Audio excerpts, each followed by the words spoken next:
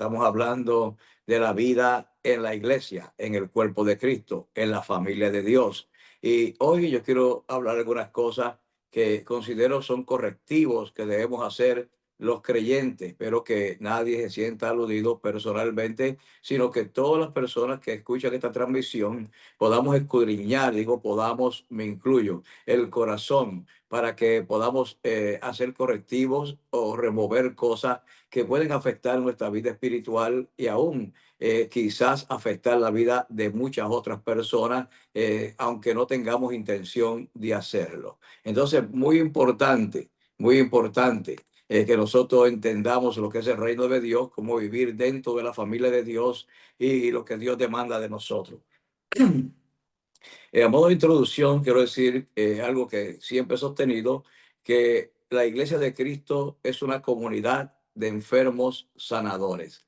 Me gusta llamarle así, enfermos sanadores, porque allí bregamos con toda clase de situaciones y toda clase de situaciones que acontecen no solamente en gente pecadora que llega a la iglesia buscando perdón de pecado y buscando cambio de vida, pero por lo general bregamos más con situaciones de los mismos hermanos, de la misma congregación, que siempre hay que estar ayudando, ajustando, corrigiendo, disciplinando, direccionando personas, instruyendo para que las cosas funcionen correctamente, porque donde hay gente junta y alguien se descontrola o alguien dice algo equivocado o dice algo derogativo, también afectará a otros que están a su alrededor, que tomarán posiciones a favor y en contra de lo que la persona está diciendo y creará división dentro del cuerpo de Cristo.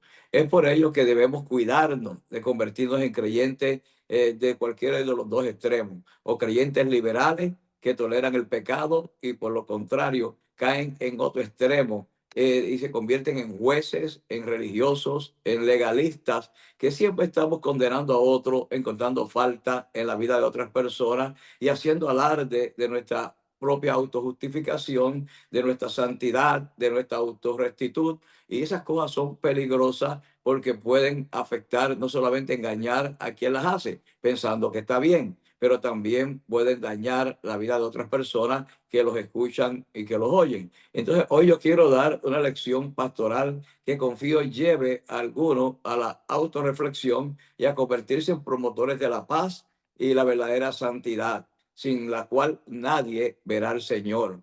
Aquí dice claramente la escritura en Hebreos 12:14, y todas las escrituras que estoy usando son versión Reina Valera contemporánea. Dice: procuren vivir en paz con todos y en santidad, sin la cual nadie verá al Señor.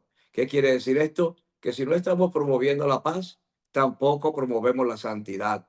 Usted no puede promover santidad creando disturbios, creando inquietudes, creando malestar en otras personas, agitando o quizás perturbando la paz del cuerpo de Cristo. Necesitamos nosotros ser elementos de paz, elementos de santidad, porque para Dios paz y santidad son sinónimos.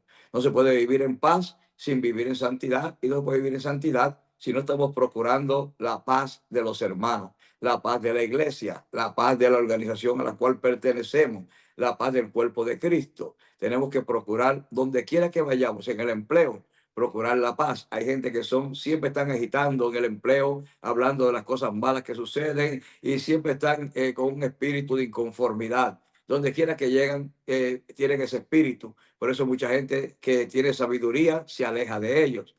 Hay un peligro de los dos extremos. Primero el legalismo, el espíritu de autosantificación, y luego el espíritu de liberalidad, que son los dos espíritus, los dos extremos en que podemos caer. Estos son dos enemigos de la paz y la armonía en la vida de la familia de fe, como dije. Yo recuerdo que hace años teníamos una congregación, en nuestra congregación, una hermana, que cuando alguien nuevo llegaba a la iglesia y ella era diaconisa, ella sentía que era la ayudante especial del Espíritu Santo y que era su tarea ir a hacer un servicio a Dios, tratando de santificar a la gente que llegaba a la iglesia. ella se acercaba a ellos sigilosamente, los llamaba aparte y comenzaba a molestarlos de cómo debían vestir, de que esa ropa no puedes usarla, de cómo debían peinarse, cómo debían hablar. Ellos querían que ellos fueran como ella, una creyente, entre comillas, modelo, una persona que criticaba a todo el mundo. Entonces ella enfermaba y sacaba más creyentes de la iglesia que lo que nosotros pudiéramos evangelizar y traer.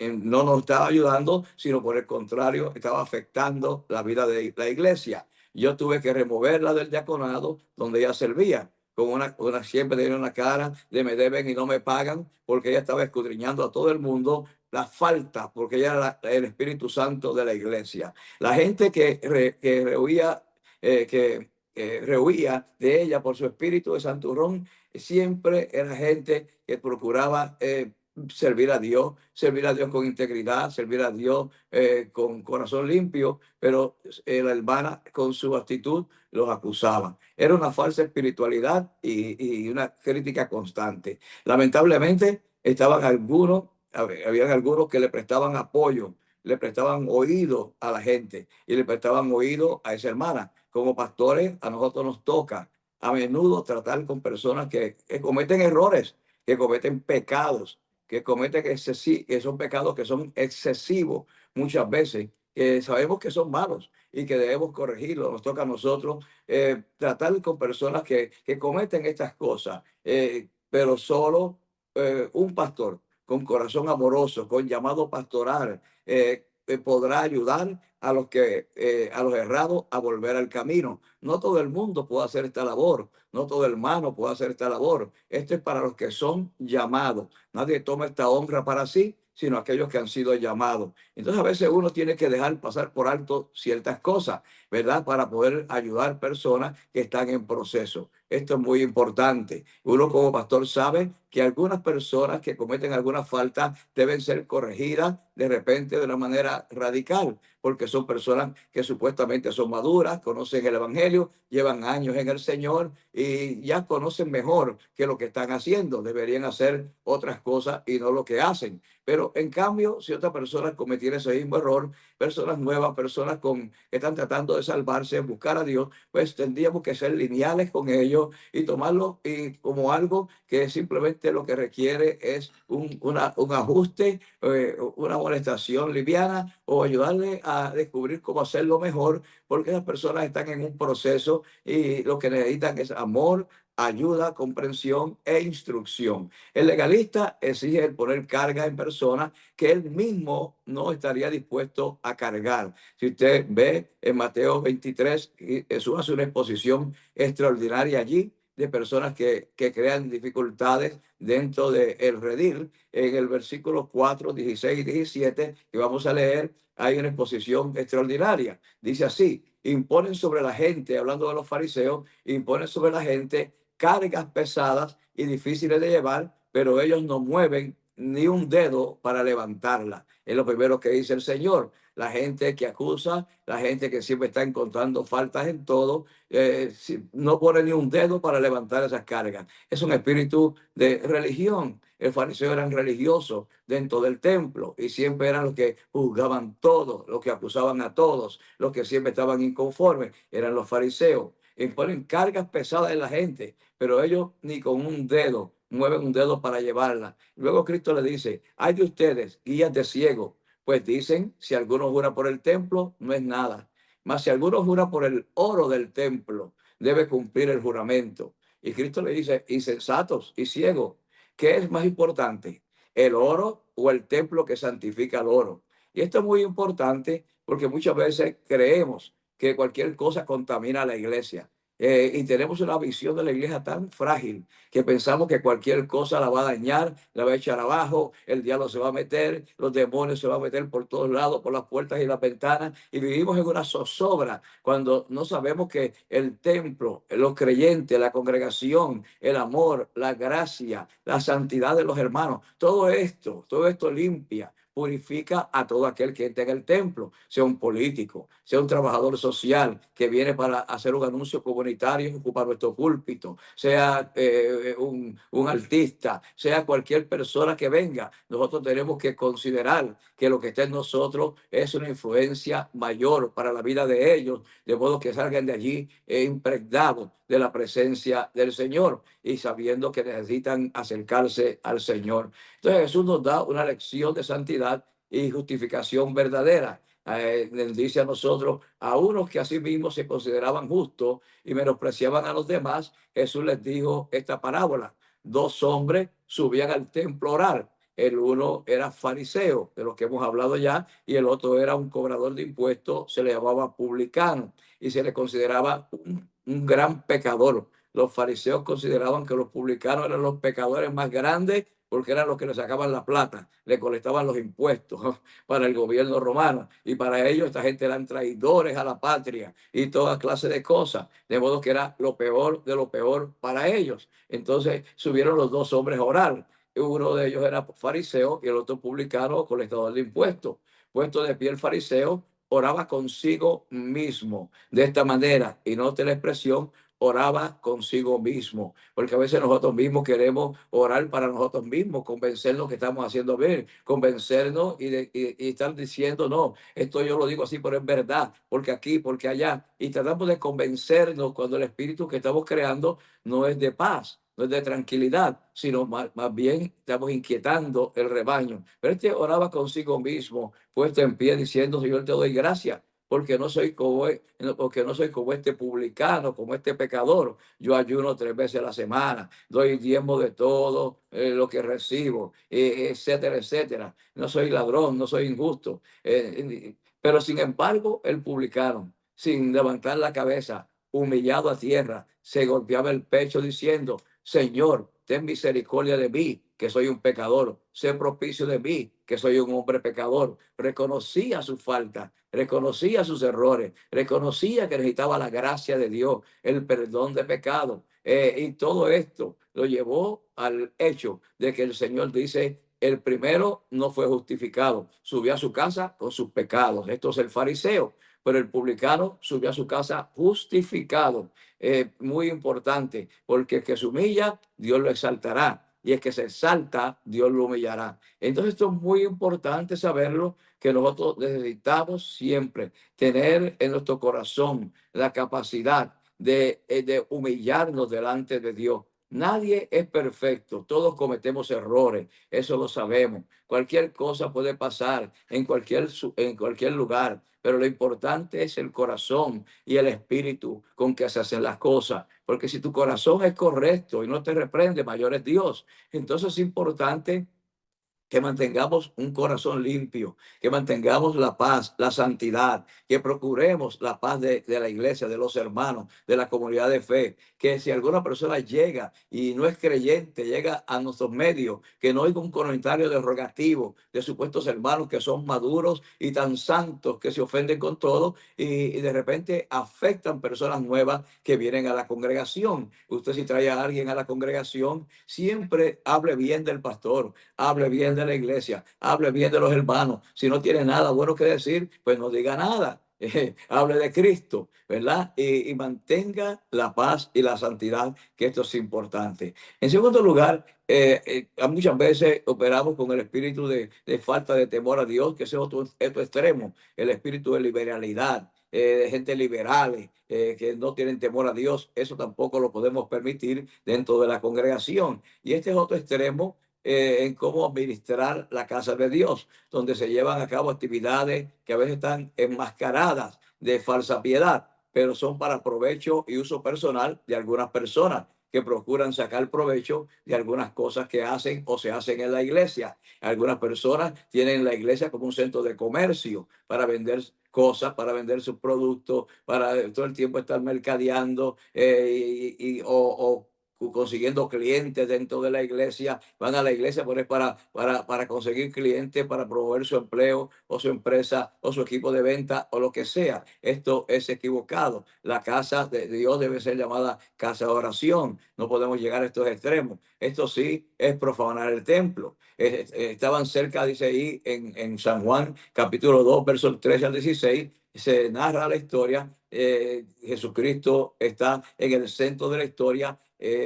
Dice allí, estaba cerca la Pascua de los judíos y Jesús subió a Jerusalén y halló en el templo a los que vendían bueyes, ovejas, palomas y a los cambistas estaban allí sentados. Entonces hizo un azote de cuerda y expulsó del templo a todos y a las ovejas y a los bueyes los esparció las monedas de los cambistas, volcó las mesas y dijo a los que vendían palomas, saquen esto de aquí y no conviertan la casa de mi padre en un mercado. Y mire lo interesante, Jesús está corrigiendo, porque esta gente, su única intención de ir al templo era negociar. El asunto no era las ovejas, ni las vacas, ni los bueyes, ni las cosas que ellos vendían. Las podían haber vendido afuera del templo, perfectamente legal. Y de todas maneras la gente necesitaba esas cosas para hacer los sacrificios dentro del templo, porque en ese tiempo se hacía sacrificio de animales, la gente los compraba y los sacrificaba buscando perdón de pecado y todo ese tipo de cosas. La gente que vivía lejos no podía traer una vaca de muy lejos para el templo para sacrificarla porque no era factible, pero la compraban entonces a la salida del templo. Pero esta gente convirtieron el templo en un centro de mercado para beneficio propio. Y Cristo se enoja con esta gente que no tiene concepto de lo que es realmente la santidad verdadera y los saca y los expulsa del templo y purifica el templo, ¿verdad? Gente que tiene intención de ganancias personales, gente que no tiene concepto de algunas cosas que son correctas y que debemos tener concepto dentro de la casa de Dios. Yo estoy de acuerdo de que corrijamos cualquier cosa que no está totalmente alineado con la palabra de Dios, ¿verdad? Y que lo hagamos con amor y también que consideremos a las personas que hacen cualquier tipo de error en la casa de Dios porque tenemos que considerarlos correctamente, con amor y con gracia. Ahora, tengo una ilustración para ustedes. Cuando nosotros teníamos solamente 2 años como iglesia de existencia, pues Dios nos dio una visión y la visión era: tus hijos no se educarán en Egipto, se educarán en Jerusalén. Nos llamó a la educación infantil, a la educación de niños, a educar nuestros hijos en primer lugar y educar los hijos de la comunidad. Entonces, Dios nos entregó un edificio que era el 50 de la North Main Street, el primer edificio que compramos en Nueva York. Él nos entregó ese edificio y comenzamos nosotros allí la tarea de predicar el evangelio y también comenzamos un nursery, un daycare para cuidar los niños, especialmente los niños de los hermanos, los bebés, mientras los hermanos iban a trabajar. Nosotros les cuidábamos a sus niños. Era parte de lo que era poner la base y el fundamento para lo que un día sería una escuela, que hoy son escuelas en muchos países del mundo. Hoy son decenas de miles de estudiantes, pero en ese tiempo ese era el comienzo de la visión, la semilla de la visión. No teníamos dónde llevar a cabo esta actividad, sino en el lugar donde nos congregábamos. Era el único salón que estaba arreglado en todo el edificio, que lo compramos, pero necesitaba reparación por todos lados. Así que comenzamos de día, cuidábamos los niños de los hermanos allí y los atendíamos, los amábamos, los educábamos y mientras ellos venían por sus niños y terminaban sus trabajos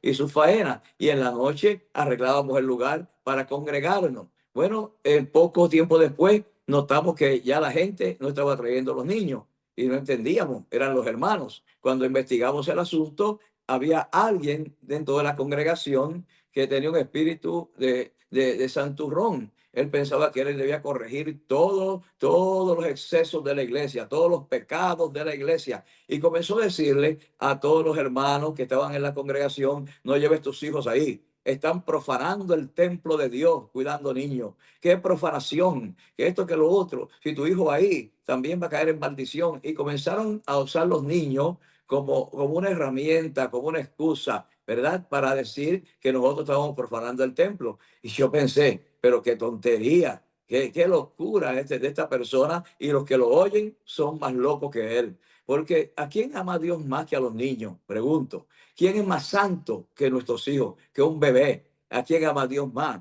¿Qué quiere Dios? ¿Qué nos llama? Nos llama a educar a nuestros hijos en la casa de Dios, en el temor de Dios, en la santidad. Es que entonces, qué importante es que el ministerio de nosotros en la iglesia comience con educar a nuestros hijos, con educar a los niños, con levantar una generación superior, como le llamamos, una generación esperanza en el mundo. Gloria a Dios. Entonces, muchas veces no hay concepto de lo que realmente es santidad o lo que es profanar o no profanar alguna cosa. Más bien estamos santificando la casa de Dios, haciendo algo digno, limpio, bonito, que glorificaba a Dios. Entonces, estas cosas nosotros tenemos que darnos cuenta que muchas veces nosotros estorbamos el plan de Dios con nuestros propios conceptos humanos, con nuestros propios conceptos de santidad que son erróneos, ¿verdad? Tenemos que examinar lo que nosotros creemos. Yo estoy en 100% de acuerdo de que debemos ser santos, de que debemos procurar la santidad y la paz, sin la cual nadie verá al Señor. Las dos cosas son sinónimos, van de la mano. Permítame dar otras amonestaciones para detener la contaminación entre los hermanos. ¿Cómo podemos detener contaminación entre los hermanos? Hay hermanos que dañan a otros, aún sin saberlo, a veces sin mala intención, al repetir rumores, al repetir chismes y supuestas medias verdades lanzadas con el propósito de hacer daño a alguien o a algo, y para justificarla le ponen un versículo bíblico al lado. Entonces ya se convierte en algo oficial lo que estoy diciendo. Sin embargo, esa persona no sabe nada de primera plana de lo que está hablando y está diseminando cosas que dañan el carácter, que afectan la vida de las personas. Aún en el mundo secular se demanda a la gente en la corte cuando difama el carácter de otro. Pero en la iglesia hay difamación de carácter muchas veces por todos lados y nadie dice nada. Ese no es un gran pecado. El pecado es el adulterio, el robo, el crimen, qué sé yo, la mentira. Claro, son pecados, pero la difamación es un gran pecado que daña, que mata, que destruye, que afecta la vida de los hermanos, que afecta a gente de Dios santa, que vive para Dios, que está procurando servir a Dios, que está procurando hacer su labor. Esto es un gran pecado que debemos de tener. Hermano, cuida tu boca. La lengua enciende un fuego, un gran fuego que afecta a mucho y consume muchas almas. Tenemos que cuidar nuestra lengua. Si tienes que decir algo porque no puedes dejar de hablar siempre, pues mira, dobla rodilla en un cuarto solo donde nadie te oiga y habla con Dios, que es el único que puede ayudarte y resolver tus problemas. O si no, llama a tu líder con todo respeto y di, mire, yo siento esto, siento lo otro. ¿Qué usted podría decirme? ¿Será que estoy equivocado o equivocada? Y habla con la persona que realmente puede resolver los problemas. Pero estoy en total desacuerdo de personas que todas las cosas que porque siempre están inconformes, todas las inconformidades que tienen, las manifiestan en redes sociales y comienzan a mandar, a poner posts y a poner sátira y a tirarle a personas ahí y a decir esto y lo otro, como a justificarse, que ellos sí están bien, pero todos los demás que se congregan con ellos están en pecado, y buscar personas que se unan a ellos, levantando así en la iglesia y removiendo la paz y la santidad, sin la cual nadie verá al Señor. Entonces hay que entender claramente que la intención de dañar la reputación de alguien es un pecado. Dios no quiere que nosotros vivamos así. Si usted va a decir algo de alguien, esa persona tiene que estar presente para escucharlo. Si alguna persona viene y le dice a usted, usted como parte de la iglesia o líder en la iglesia, mira, fulano está en esto, en lo otro, o está pasando, ok, está bien, ven, vamos a llamar a fulano para que tú me lo digas delante de él o de ella. ¿Hablaste con él ya? No, yo no he hablado con él. Entonces está fuera de orden. Primero habla con esa persona y trata de ayudarle y trata de enderezar las cosas o tener tu versión clara de las cosas, porque muchas veces tú puedes estar equivocado. Y después que tú hables con esa persona y compruebas en tu corazón que esa persona está mal y no quiere arrepentirse, tú vienes y tú y yo lo confrontamos en lo que dice la Biblia. Llámalo con un testigo, con testigo. Si no oyere, entonces dilo a los ancianos de la iglesia, a las autoridades de la iglesia. Y si aún así no oyere, dice la escritura, tenlo por gentil y publicano. Esto dijo Jesucristo. Entonces hay un proceso para corregir cualquier cosa que siento que está mal, que no me gusta, que alguien hizo dentro de la congregación. Y el proceso es un proceso privado, es un proceso para tratar de corregir algo sin dañar a los demás. Esto es muy importante. ¿Por qué? Porque Cristo murió por esas personas que nosotros estamos criticando.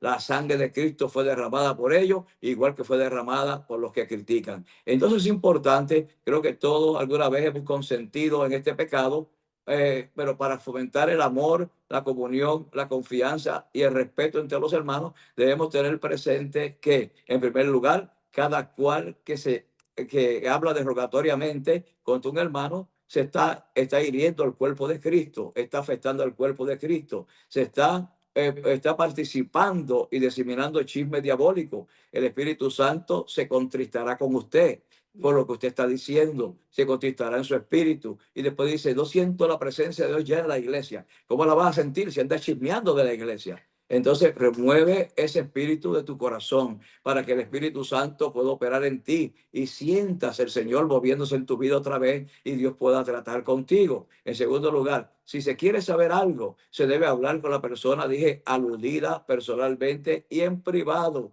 Y en privado, en la escritura que te voy a dar, porque no tengo tiempo para leerla, léela en tu casa, Mateo 18:15 al 17. Y Cristo lo dijo claramente. En tercer lugar, ¿cómo debemos honrar a los ancianos de la iglesia? Porque hay que hacer diferencia entre un hermano y un anciano, que el Señor hace diferencia. El apóstol Pablo hace diferencia sobre esto. Dice allí que los que dirigen, los que predican, los que nos enseñan, sean tenidos por doble honor. Mire, doble honor, muy importante. Entonces, ¿qué está diciendo allí? Que estos ancianos que enseñan, contra ellos no admitas ninguna acusación contra un anciano, a menos que haya 2 o 3 testigos. Primera de Timoteo, capítulo 5, verso 19. Esto incluye que si quieres expresar tu opinión o sentir sobre algo, debes hacerlo, como dije, a la persona responsable y en privado. El usar chat o redes sociales para esto, ya dije, es crear desacuerdo y crear discordia. Y los que se unen a esa persona en esos chats también son líderes que están creando discordia. Usted debe buscar la paz y la santidad y tome esto como una meditación de su pastor, pastoral, con amor, con cariño. Le amo, le quiero. Quiero que juntos lleguemos al cielo, que caminemos esta carrera juntos, que ganemos muchas almas, que llenemos la iglesia y la comunidad de gente salvada. Esa es la meta que tenemos en la vida. Esto es porque si no, estaríamos impartiendo veneno contra la armonía en la iglesia del Señor. Y sería una falta grave, especialmente para aquellos quienes se les dio la confianza y el privilegio de un liderazgo. La Biblia nos amonesta que en lo que dependa de nosotros estemos en paz con todo. Y termino con esto. El respeto o la confidencialidad en la iglesia.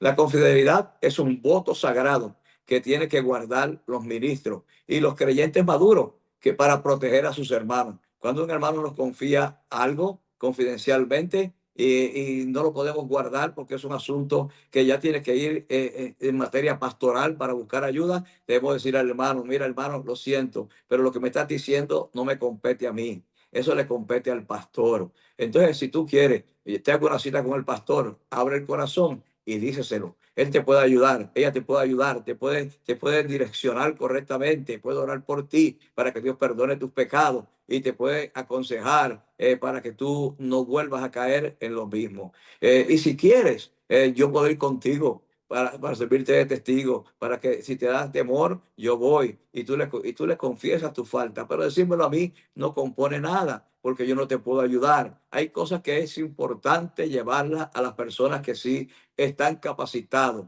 están llamados y ungidos para la tarea pastoral. Ahora, si es una cosa trivial que tú puedes manejar como líder, mejora por esa persona, pero eso sí, con confidencialidad, tu boca cerrada, no compartas eso con nadie. Yo he acostumbrado que lo que la gente me confiesa no se lo digo a nadie, ni siquiera a la persona que duerme conmigo. ¿Por qué? Porque es importante que nosotros no difamemos a los hermanos, ni prejuiciemos a nadie en contra de nadie, porque si te lo confiaron a ti y eres pastor, guarda el secreto de la confidencialidad. Esto es demasiado importante, porque Dios no se agrada de gente que disemina cosas que se le confían. tus labios deben estar cerrados, perdón, a traicionar su confianza. Si crees que lo que se te confió debe ser tratado a nivel pastoral, como dije, entonces aconseja a ese hermano y ofrece acompañarlo a buscar ayuda. Finalmente, una iglesia que retiene los que gana es una iglesia donde los nuevos creyentes y visitantes están aislados de chismes, de contienda, de cosas, de comentarios que enferman a los demás. Dios nos pedirá cuenta por los pequeños que creen en Él, por la gente que llega, por la gente que no conoce al Señor y llega a la congregación. El Señor nos pedirá cuenta por ello. Seamos promotores de salvación, promotores de paz, promotores de amor, promotores de la gracia. A veces hay que dejar pasar cosas, igual que a los hijos, uno los regaña por cosas, pero hay momentos que hay que dejarle pasar algo, ¿verdad? Y tener paz en la casa y luego en otra ocasión pues corregir con cabeza fría, tranquilo, no con ira, no con, me enojé, te voy a arreglar, vas a ver lo que va a pasar, lo que voy a hacer, porque yo sí es verdad que voy a decir esto. No, tú tienes que cambiar esa actitud, Dios te va a ayudar, vas a ser un líder maduro, Dios te va a hacer la persona que la iglesia necesita. Necesitamos el servicio de todo el mundo. No hacemos nunca nada para que nadie abandone la congregación, sino para ayudar a los hermanos a que vivamos en paz. En la vida en el redil debe ser una vida de paz. Cuando el lobo amenaza, es cuando las ovejas se juntan más y se topan para sentir que están juntas, para sentir un sentido de protección. Así debe vivir la iglesia del Señor. Y termino diciendo, Mateo 18:6 dice, a cualquiera que haga tropezar a alguno de estos pequeñitos que creen en mí, más le valdría que se colgara al cuello una piedra de molido y se hundiera en el fondo de la mar. Entonces, procuremos la salvación y la paz de los hermanos. Esa es mi exhortación para ustedes esta mañana. Es una palabra de exhortación. Sé que es fuerte porque a todos nos cae, porque todos hemos participado de alguna forma de haber oído un chisme y haber callado en vez de corregirlo, pero Dios nos está llamando a vivir a nuevos niveles porque un nuevo nivel de gloria viene para su iglesia. Yo los bendigo en el nombre del Señor. Pastor Luis. Amén.